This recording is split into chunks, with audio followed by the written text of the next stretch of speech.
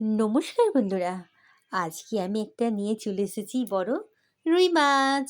এটাই আমি আজকে আপনাদের কাটা দেখাবো।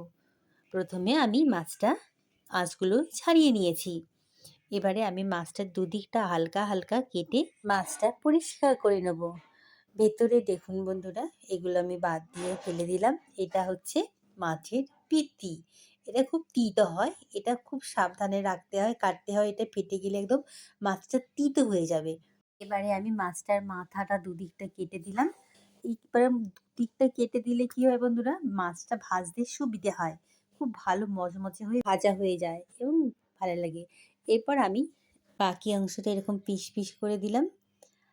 বন্ধুরা, আপনারা কে কে মাছ কাটতে পারেন কমেন্টে অবশ্যই জানাবেন। আর আপনারা সবাই ভালো থাকবেন, সুস্থ থাকবেন। আমার ভিডিওগুলো দেখার জন্য ধন্যবাদ। নমস্কার।